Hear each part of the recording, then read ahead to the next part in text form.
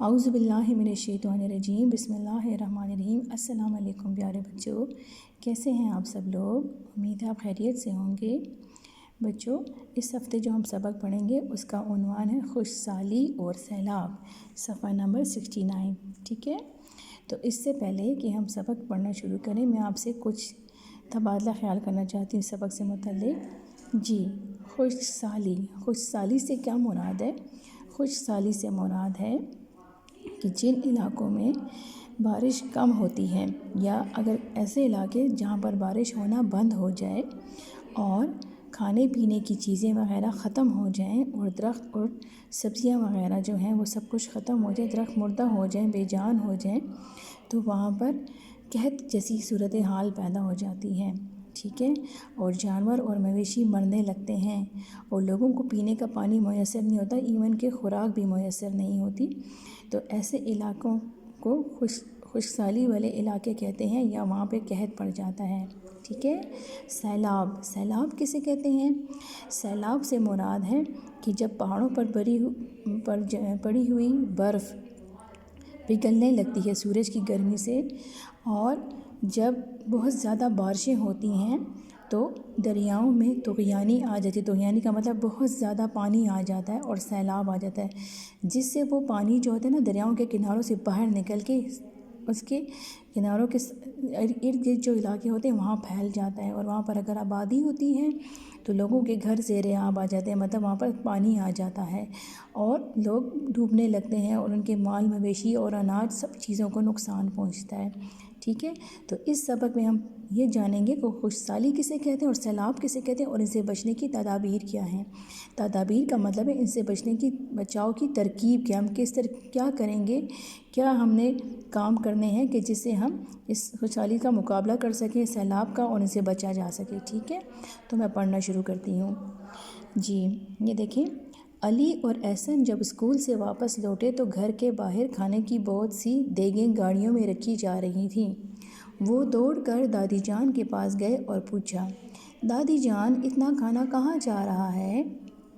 دادی جان نے بتایا، تمہارے ابو یہ کھانا تھرپارکر پاکستان کا ایک حصہ ہے، ایک صحرا ہے، ٹھیک ہے؟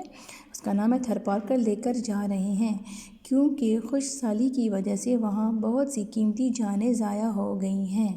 بہت سی قیمتی جانیں ضائع ہو گئی کا مطلب بہت سے لوگ مر گئے ہیں۔ بچوں نے کہا، دادی جان، خشک سالی کیا ہے؟ دادی جان، بچوں، یہ ایک ایسی قدرتی آفت ہے جس میں لمبے عرصے تک بارشیں نہ ہونے کی وجہ سے سبزیاں، پھل، اناج، پودے اور درخت نہیں ہوتے۔ اسی وجہ سے انسانوں اور جانوروں کی خوراک ختم ہو جاتی ہے۔ فصلیں اور پانی نہ ہونے کے سبب قحط پڑ جاتا ہے۔ آپ کو میں نے بتایا نا قحط کیا ہوتا ہے، کہ جب فصلیں بھی ختم ہو جائے اور پانی بھی ختم ہو جائے، اس ایسے علاقے جہاں پہ فصلیں ختم ہو جائے، پانی بھی ختم ہو جائے، تو وہاں پہ قحط پڑ جاتا ہے۔ انسان اور جانور بھوک کا شکار ہو کر مرنے لگتے ہیں۔ خشک سالی سے بچنے کے لیے انسان چند تدابیر اختیار کرتے ہیں۔ تدابیر کا مطلب تراکیب، مطلب ٹرکس۔ اس میں پہلی ترکیب تو یہ ہے کہ خشک سالی کے زمانے میں انسان اپنے جانوں سمیت گھر بار چھوڑ کر قریب کے ان علاقوں میں چلے جاتے ہیں جہاں قحط کی آفت نہیں ہوتی۔ پھر جب اس علاقے میں دوبارہ بارشیں ہونا شروع ہو جاتی ہیں اور تالابوں اور جوہڑوں میں پانی جمع ہو جاتا ہے تو وہ اپنے مویشیوں سمیت واپس آ جاتے ہیں۔ دوسری تدبیر یہ ہے کہ حکومت اور فلاحی ادارے ان علاقوں میں ٹیوب ویل اور ہینڈ پمپ لگا کر پانی کی کمی کو پورا کر دیں۔ یہ دیکھیں، اس طرح یہ لگا ہوا ہے، ٹھیک ہے؟ آفت زدہ لوگوں کو اناج اور خوراک بھی فراہم کرتے ہیں۔ دادی جان، ہم نے تو ٹی وی پر دیکھا تھا کہ جن علاقوں میں بہت زیادہ بارشیں ہو رہی تھیں وہاں کے لوگ بھی اپنے جانوروں کے ساتھ دوسرے علاقوں میں جا رہے تھے، اس کی کیا وجہ ہے؟ دادی جان نے بچوں کو بتایا، ہر چیز کی زیادتی نقصان دہ ہوتی ہے۔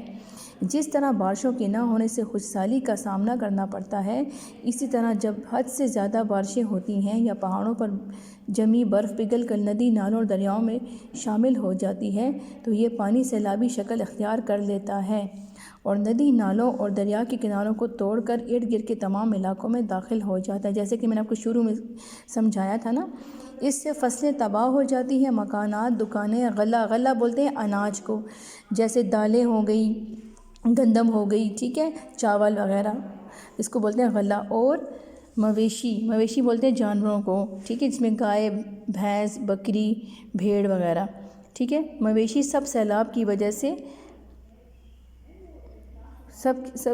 سیلاب کی وجہ سے زیر آب آ جاتے ہیں۔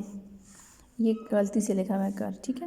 آمد و رفت کے تمام راستے بند ہو جاتے ہیں۔ ایسی صورت میں ہمارے اسکاؤٹ اور پاک فوج کے جوان کشتیوں اور ہیلی کاپٹر کے ذریعے امدادی کارروائیوں میں حصہ لے کر ڈوبے ہوئے لوگوں کی جانیں بچاتے ہیں۔ مطلب کون ان کو بچانا تھا؟ اسکاؤٹ ایک تنظیم ہے جس میں بچے ہوتے ہیں یا کچھ جوان ہوتے ہیں، وہ آتے ہیں، اور پاک فوج کے جوان، یہ دیکھیں جیسے یہ بچا رہے ہیں سیلاب سے لوگوں کو، یہ دیکھیں، اور جوان کشتی اور ہیلی کاپٹر کے ذریعے امدادی کارروائیوں میں حصہ لے کر ڈوبے ہوئے لوگوں کی جانیں بچاتے ہیں اور ان کی خوراک کا انتظام کرتے ہیں۔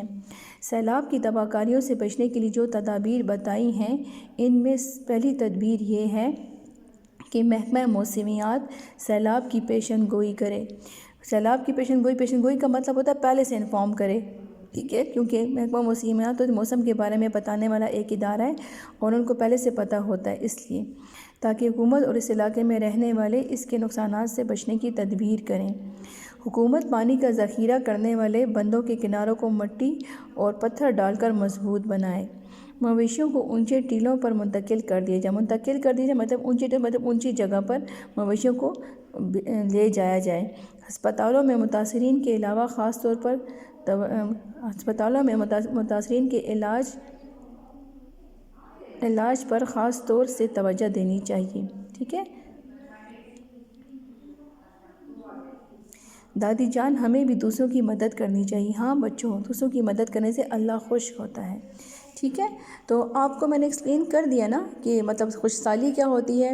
خوش سالی کا مطلب ہے جب ایسے علاقے جن میں بارشیں وغیرہ کم ہوں یا بارشیں بالکل نہ ہوں، کافی عرصے تک وہاں بارشیں ہونا ختم ہو جائیں، تو اس سے کیا ہوتا ہے کہ وہاں پہ اناج، سبزیاں، فصلیں وغیرہ جو ہیں اور درخت جو ہیں وہ ختم ہو جاتی، بے جان ہو جاتے ہیں یا مردہ ہو جاتے ہیں۔ اور کیا ہوتا ہے، پانی بھی نہیں ہوتا، پینے تک کا پانی نہیں ہوتا، تو اس سے جانور انسان بھوک کی کمی کا شکار ہو کر مرنے لگتے ہیں۔ اس کو بولتے ہیں خوش سالی یا قحط۔